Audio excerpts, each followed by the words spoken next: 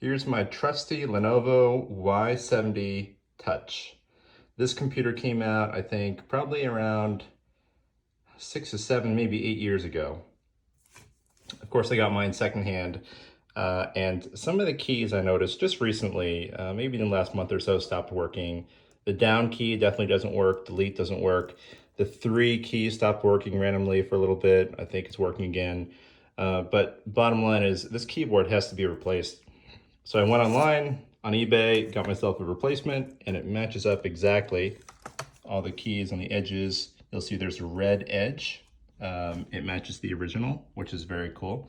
So let's go ahead and install the keyboard. The first step is to take off the back cover.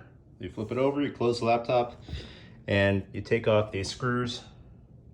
Notice I have them in a configuration that I know where it goes after I put it back.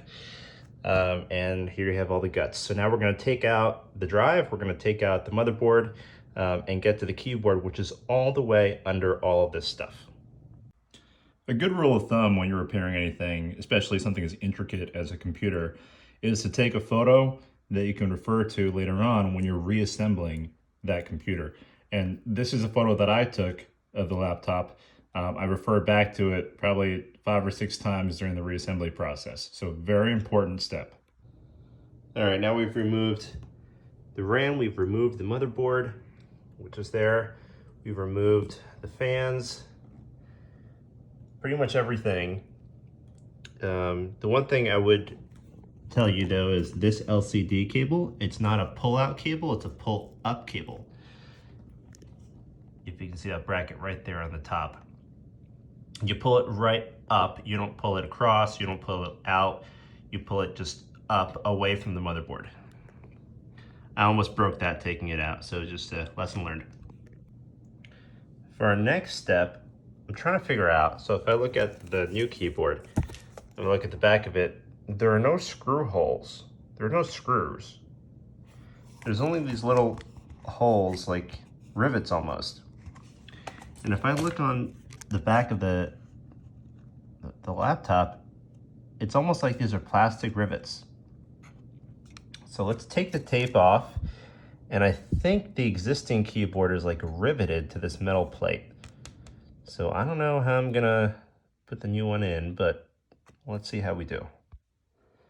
Okay, so after inspecting this a little bit more and peeling back some of the tape, I've come to realize that there's this metal piece that holds the keyboard in. So the keyboard can't come out from the front of the laptop, it has to come in from the back. And this metal piece goes around the entire back and holds the keyboard in. And the only way to get the metal shield off is to pop off these plastic rivets. And I've already started to do that on these. But there's no way to put a plastic rivet back on once you take it off. So just going forward, anybody watching this video, do yourself a favor, just buy the entire bottom of the laptop, which is I think only around $50 on eBay. Don't bother with the keyboard, right? Don't put yourself through what I'm about to do. Just buy the entire bottom of the laptop, which includes the trackpad, includes the keyboard, includes the metal sheet, everything already assembled for you. So I am probably going to destroy the laptop by swapping out the keyboard because I don't have a way to put these plastic rivets back in. So just keep that in mind. This is what I'm having to do. So I popped out all these rivets all around here. I used a knife to just go in there and twist it a little bit, and the rivets pop right off. Keep in mind that everything is anchored onto this metal shield, including the LCD, which is still attached. Meaning, once I put this thing back together, I don't think it's gonna stick together. I think it's gonna be a little flimsy.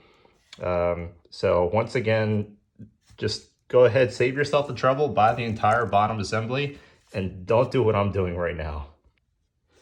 And what I'm having to do is take this little cable. The keyboard is actually under here. I'm pushing up underneath.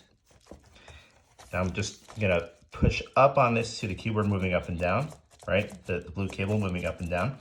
I'm just gonna push up on it and then pull this out without having to take off the entire metal shield. And then I'm gonna do the same thing with a new keyboard, just kind of slide it in underneath this metal shield and pop it into place. And voila, I have the old keyboard out. Here we go, we're going to try to put the new one right in. And again, I'm gonna slide it right underneath this big metal plate.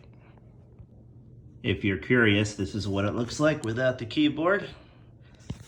And this is one solid plastic piece. So you can't pull the keyboard out from the front. I know some of the models, the ThinkPad models, you can pull the keyboard right out. This is not like that, you have to pop it out from the back. Here's what it looks like. I've started to put the laptop back together. First, it's putting on this piece of tape that we saw at the beginning. You can see the tape isn't 100%, it's in the right place, but it's not 100% sticking to the back because, well, if you take it off, you put it back on, it's not gonna be as sticky, right? But even more importantly though, you can see this, the metal plate, see this? It's off by a little bit. So here too. So, and we knew that from the beginning, right? Once we take off those plastic rivets, then there's really no way to put that back on. So I'll just have to deal with it. Here's the finished result. All the keys light up. I've tested each one, except this one, the page down button doesn't work. So that's kind of what happens when you get a keyboard off eBay and it's not OEM. So that one doesn't work. We'll see what happens there. But that aside, you can kind of tell the middle of the keyboard is very close to the surface. So it's almost like tilted in a little bit toward the middle. There's like an indentation in the middle, there's a dip. If I type on the middle keys, everything works, but I just feel very close to the surface of the laptop. On the edges, it's a little better, but overall, the whole keyboard seems to be like it's sunken in to the laptop. It's not as up or responsive as it used to be.